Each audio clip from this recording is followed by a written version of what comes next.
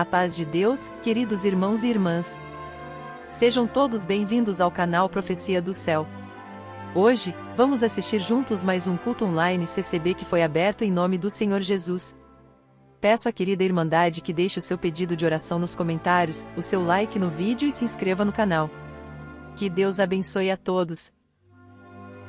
Epístola do apóstolo Paulo aos Colossenses, capítulo 1. Paulo, apóstolo de Jesus Cristo, pela vontade de Deus, e o irmão Timóteo, aos santos e irmãos fiéis em Cristo que estão em Colossos, graças a vós e paz da parte de Deus, nosso Pai, e da do Senhor Jesus Cristo. Graças damos a Deus, Pai de nosso Senhor Jesus Cristo, orando sempre por vós, porquanto ouvimos da vossa fé em Cristo Jesus e da caridade que tendes para com todos os santos, por causa da esperança que vos está reservada nos céus, da qual já antes ouvistes pela palavra da verdade do Evangelho, que já chegou a vós, como também está em todo o mundo, e já vai frutificando, como também entre vós, desde o dia em que ouvistes e conhecestes a graça de Deus em verdade. Como aprendestes de Epáfras, nosso amado conservo, que para vós é um fiel ministro de Cristo, o qual nos declarou também a vossa caridade no Espírito. Por essa razão, nós também, desde o dia em que ouvimos, não cessamos de orar por vós, e de pedir que sejais cheios do conhecimento da sua vontade, em toda a sabedoria e inteligência espiritual, para que possais andar dignamente diante do Senhor, agradando-lhe em tudo, frutificando em toda boa obra e crescendo no conhecimento de Deus, corroborados em toda fortaleza, segundo a força da sua glória, em toda paciência e longanimidade com gozo, dando graças ao Pai que nos fez idôneos para participar da herança dos santos na luz, o qual nos tirou da potestade das trevas e nos transportou para o reino do Filho do seu amor, em quem temos a redenção pelo seu sangue, a saber, a remissão dos pecados, o qual é a imagem do Deus invisível, o primogênito de toda a criação. Porque nele foram criadas todas as coisas que há nos céus e na terra, visíveis e invisíveis, sejam tronos, sejam dominações, sejam principados, sejam potestades. Tudo foi criado por ele e para ele. E ele é antes de todas as coisas, e todas as coisas subsistem por ele. E ele é a cabeça do corpo da igreja, é o princípio e o primogênito dentre os mortos, para que em tudo tenha a preeminência, porque foi do agrado do Pai que toda a plenitude nele habitasse, e que, havendo por ele feito a paz, pelo sangue da sua cruz, por meio dele reconciliasse consigo mesmo todas as coisas, tanto as que estão na terra como as que estão nos céus. A vós também, que noutro tempo eres estranhos e inimigos do entendimento pelas vossas obras más, agora contudo vos reconciliou no corpo da sua carne, pela morte, para perante ele vos apresentar santos, irrepreensíveis e inculpáveis, se na verdade permanecerdes fundados e firmes na fé, e não vos moverdes da esperança do evangelho que tendes ouvido, o qual foi pregado a toda criatura que há debaixo do céu, e do qual eu, Paulo, estou feito ministro.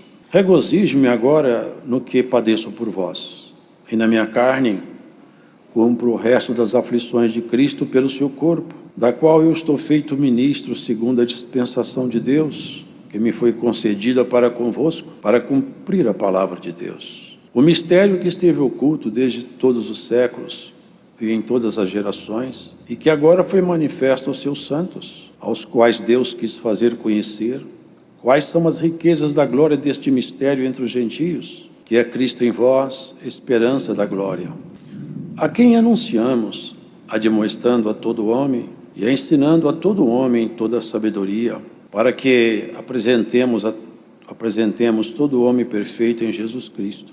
E para isto também trabalho, combatendo segundo a sua eficácia, que obra em mim poderosamente. Amém.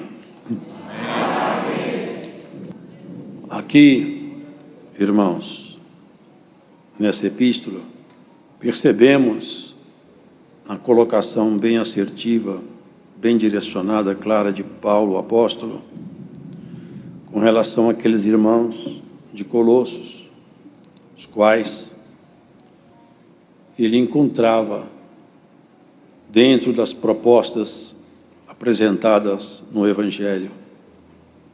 E a esses tais ele se dirigia chamando a eles de santos e fiéis, e não por acaso. Porque ser santo, irmãos, não é ser perfeito. E ser santo é proposta de Cristo na vida de todos aqueles que são seus. Nós precisamos de ser santos. E essa proposta era absolutamente impossível. Ninguém poderia de si mesmo fazer-se santo pelas suas obras. Ninguém poderia alcançar essa posição em Cristo se Cristo não tivesse outorgado a ele o perdão, para que a partir então de um perdão imerecido, o ser humano pudesse caminhar na direção de um aperfeiçoamento. Porque os irmãos veem com muita clareza que a humanidade caminha não é para um aperfeiçoamento, ainda que sob a visão científica e tecnológica, podemos compreender que sim, há um grande aperfeiçoamento do conhecimento, a multiplicação do conhecimento é evidente. Mas no tocante aos valores fundamentais da vida, a nossa caminhada não é de progresso enquanto humanidade. Enquanto humanidade nós caminhamos, lamentavelmente, de treva em treva e de queda em queda. E essa realidade, irmãos, não será mudada. Essa realidade seguirá adiante, porque o homem natural, o homem desse mundo, ele vai amadurecendo em tudo quanto a inclinação da carne propõe. Mas aquele que é chamado para ser santo, ele vai se aperfeiçoando em Cristo, e de tal maneira que o Evangelho da Graça, que é uma riqueza, um poder maravilhoso, ele vai promover em nós uma transformação tão radical e tão profunda, e tem feito isso, que de homens simples e naturais, quando se fala homem, entende-se as irmãs, obviamente, nós passaremos a ser criaturas celestiais, pela nossa postura, pela nossa vocação, pelo exercício de nossa fé. Porque, irmãos, Paulo, ele dava graças a Deus, apresentava perante a essa irmandade o que ele via lá dentro, no corpo daquela igreja. A caridade, o amor, e que eles estavam caminhando, fazendo um progresso nessa caminhada espiritual. Porque desde que nós nascemos, nós estamos seguindo um curso, a marcha da vida. A marcha da vida é a nascimento, o crescimento, a maturidade, velhice e morte. E debaixo desse ciclo, nós vamos fazendo nossas escolhas, até que nosso tempo acabe.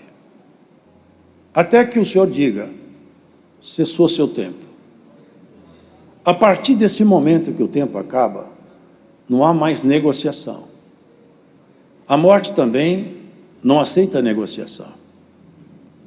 É só até o momento da morte, é o tempo disponível para nós. Nós só temos essa vida. E é agora. A nossa escolha, ela é feita todo dia. E cada um de nós, individualmente, vai prestar conta perante Deus, nos tribunais eternos, de tudo quanto fez com esse corpo, por intermédio desse corpo. Ou bem, ou mal. Paulo sabia disso, compreendia isso.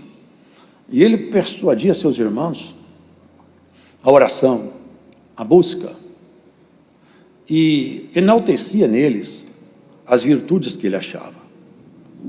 E olha o que ele pediu: não cessamos de orar por vós e de pedir que sejais cheios do conhecimento da sua vontade, em toda a sabedoria e inteligência espiritual.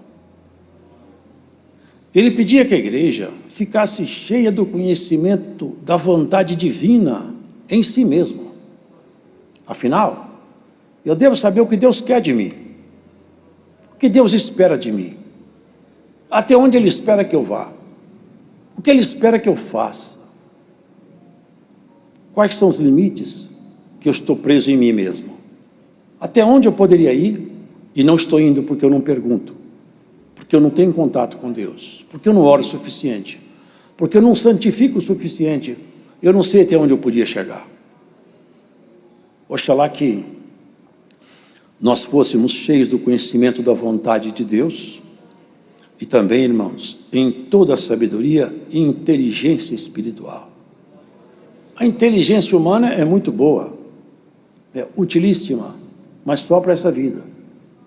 Terminou essa vida, a inteligência humana não tem nenhuma eficácia. A inteligência humana não tem nenhum operar no pós-morte. A inteligência humana só funciona debaixo do sol.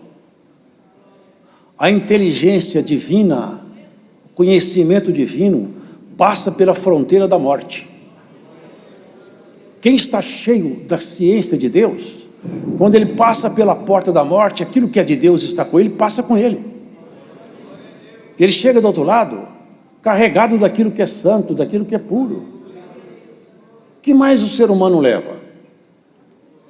O rei falou, eu esquadrinhei debaixo do sol, olhei tudo que o homem faz, pesquisei, procurei fazer tudo que um homem pode fazer.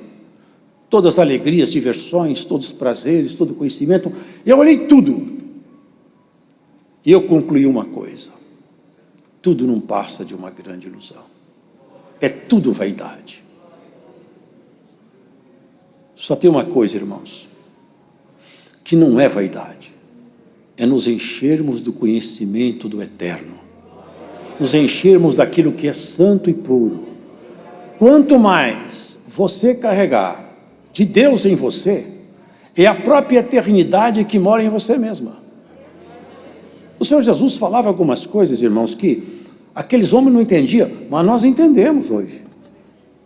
Ele falava algumas coisas que eles ficavam perturbados, mas hoje nós não nos perturbamos mais. Eles se justificavam a si mesmos dizendo, nossos pais comeram do maná, do pão do céu. Jesus falou com eles, vossos pais não comeram do pão do céu, mas caiu o pão do céu. Nossos antepassados narram isso, mas desse céu aí, ó, o pão que desce do céu sou eu. Quem come da minha carne e bebe do meu sangue não morre mais. Eles ficaram assustados, mas que homem é esse? E que palavras são essas? Podemos comer da sua carne e beber do seu sangue? Quem não comer da minha carne e não beber do meu sangue, não tem parte comigo. Muitos discípulos foram embora, depois desse discurso. Foram retirando. Um dos discípulos ainda foi admoestar o mestre. Está pesado esse discurso aí. Depois que o senhor começou a falar isso, seus seguidores foram embora, o senhor vai ficar sozinho. O senhor falou com ele, vocês também podem ir embora, fica à vontade. Eles caíram em si mesmo. Pedro abaixou a cabeça e falou, não, Senhor, nós nunca escutamos palavras como as suas, nunca vimos autoridade como essa que sai de tua boca. O Senhor tem palavra de vida eterna. Ele confessou, o Senhor é o pão da vida. Nós vamos continuar.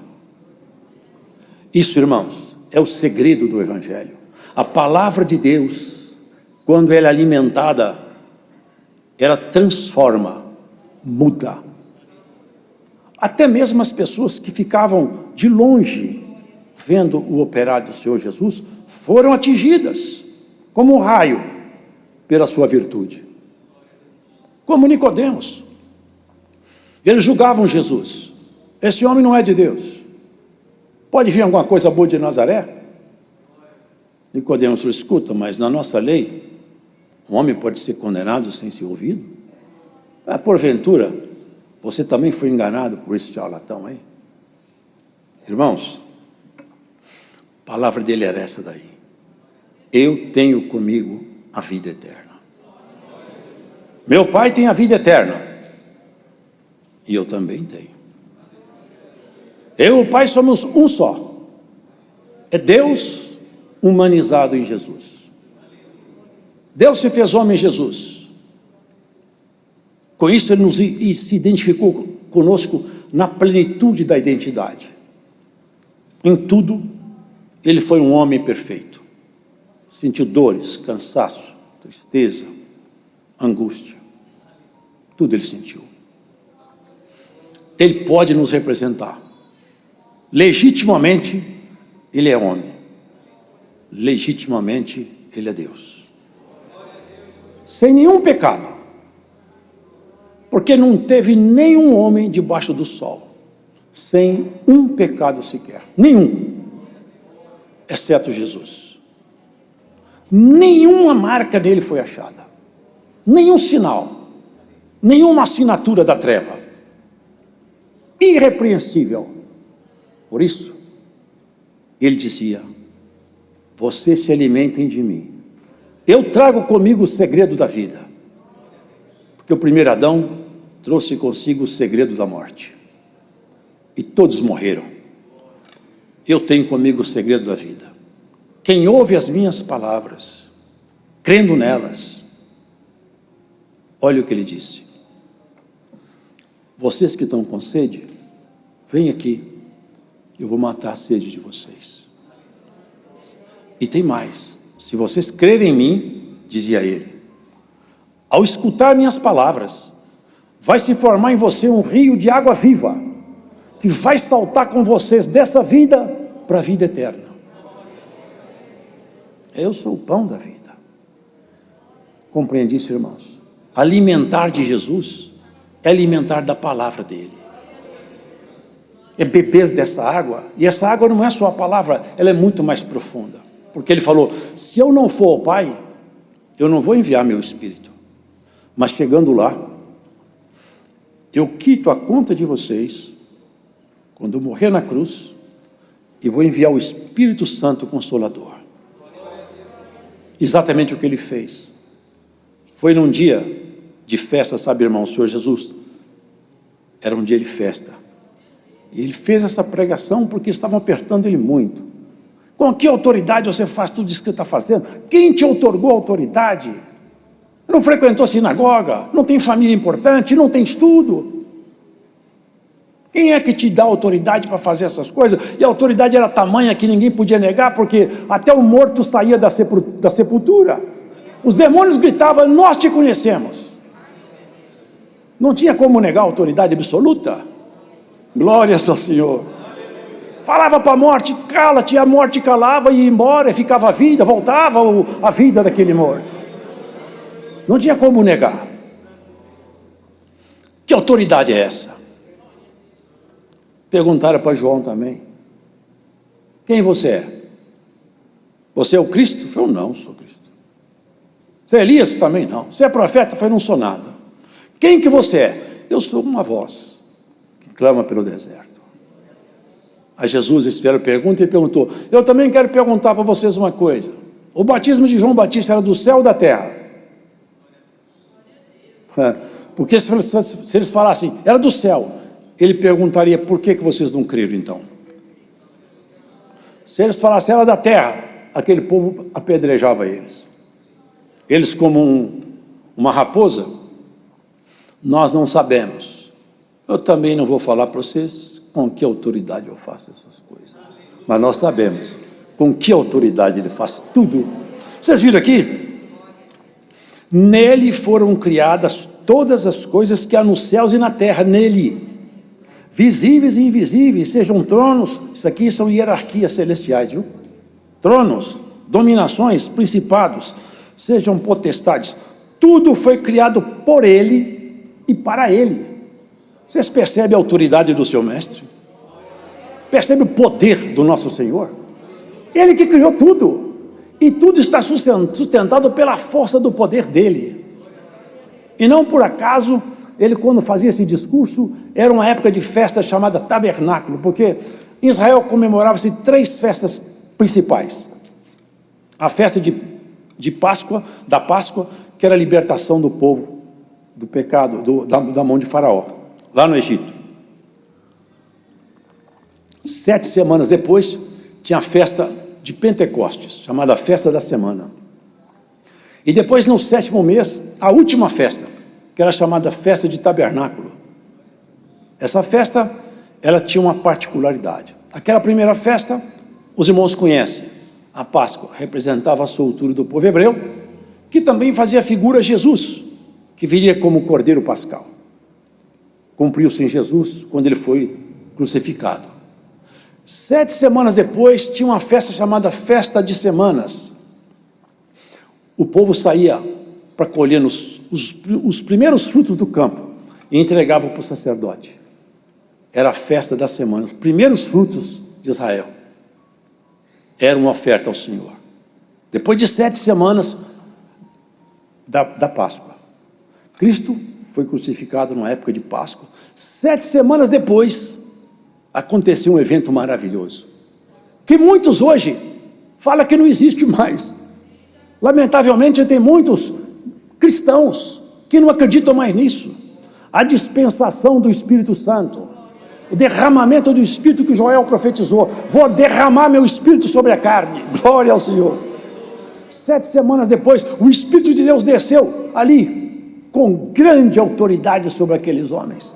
E eles começaram a glorificar Deus, não para pegar trigo, centeio nem cevada, mas para buscar as grandezas de Deus e entregar para os seus companheiros numa linguagem, numa língua que eles não sabiam falar, um idioma que eles não dominavam, mas pelo Espírito Santo eles falavam. E Cristo fez essa pregação numa festa chamada Tabernáculo. É a última festa do ano. Depois daquele momento ali, já os campos de Jerusalém não produzem mais nada, só no ano seguinte. O Senhor estava dizendo, agora é o derramamento das últimas dispensações. Desde que Cristo foi crucificado até Ele voltar, nós estamos vivenciando uma dispensação dos tabernáculos. Sabe como é que eles faziam? Eles saíam de casa, ficavam em cabanas, dormiam fora de casa, e de noite eles ficavam fora das suas casas. E eles lembravam, nós já fomos nômades, já andamos pelo deserto. Eu olhava as estrelas. E eu sempre penso isso, quando o Senhor me traz essa parte adiante. É que vendo as estrelas lá em cima, eles deviam perguntar para si mesmos, onde será que Deus fez a morada dele? Lá naquele alto tão excelente. E nós moramos aqui em cabana.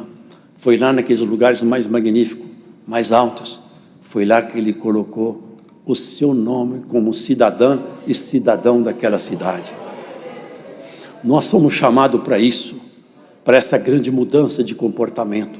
Enquanto a humanidade toda caminha em passos largos para os abismos, cantando como um novilho que vai ao matadouro, sem saber o que espera, nós vamos sacrificando nossos desejos, mortificando a nossa carne, falando não muitas vezes para a nossa natureza, seguimos adiante. Ainda que muitas vezes sofrendo, cansado, provado, tentado, machucado, desempregado, doente, seguimos adiante. E quantas vezes for necessária, nós confessaremos que Jesus é o nosso bastante fiel e suficiente Salvador e amigo. Nele nós podemos todas as coisas. Tudo você pode naquele que te fortalece. Tudo você pode naquele que morreu na cruz por sua causa, que demonstrou um amor tão profundo que nem o inferno acreditava que ele fosse tão longe nesse amor tão profundo.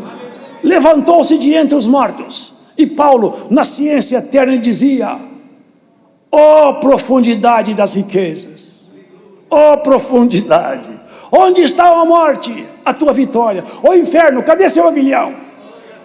Tragada foi a morte na vitória. Jesus se levantou e vai levantar cada um de nós também. Você lamenta por aquele que foi embora que você amava? Não lamente mais. Daqui a um tempo nós encontraremos todos juntos na nossa cidade. Aquele que tombou fiel não morreu. O Senhor falou: aqueles que estão em mim não morrem, mas passam dessa vida para outra vida. Glórias ao Senhor. Não desanime na sua jornada. Não olhe para trás. Aquela mulher de Ló olhou para trás e virou uma estátua de sal. O Senhor falou: aquele que mete a mão no arado, se ficar olhando para trás, não é apto para fazer aragem. Meteu a mão no arado, segue adiante. Vai chorando, vai caminhando. Vai plantando no choro, que já já você vai colher no júbilo e na alegria. Tem tempo de chorar, mas tem tempo de rir. Tem tempo de você apanhar, mas tem tempo que você vai bater também. Glória. E não é bofete, não é murro. Não. É bater na proposta do Senhor, na santidade, no desejo, na integridade da fé. É não se afastar dos propósitos divinos. Aonde Deus te pôs, fica lá, não corre da guerra. Não larga teu posto. Não abandone o seu lugar. Aonde o Senhor te colocou, seja onde for, cumpre o seu papel. Faz aquilo que fez aquele homem, Gideão, malhando um trigo, cansado, provado, sozinho, tentando fugir da mão dos inimigos. Apresentou-se ele um varão, falou assim: varão valoroso, vai nessa pouca força. Valoroso, logo eu estou arrebentado, eu estou sozinho, todo dia vem os inimigos, toma tudo, eu estou tentando livrar a casa de meu pai. O Senhor vai fazer um livramento pela sua mão.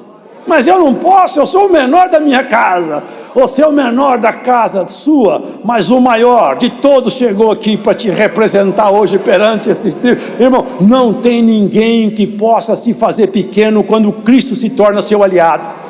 Não tem ninguém derrotado quando Cristo é seu ajudador. Não tem ninguém perdido quando o Senhor é sua luz. Não tem ninguém amaldiçoado quando Cristo te abençoou. E você está com medo da maldição? Receba a bênção da palavra em nome do Senhor Jesus Cristo. Você está com medo do futuro? Jesus Cristo é o futuro seu. Não tenha medo do amanhã. Quem não tem Deus tem que ter medo de qualquer coisa. Até de um gato tem que correr. Quem tem Deus não tem que ter medo de nada, porque sabe, eu estou na mão do Senhor.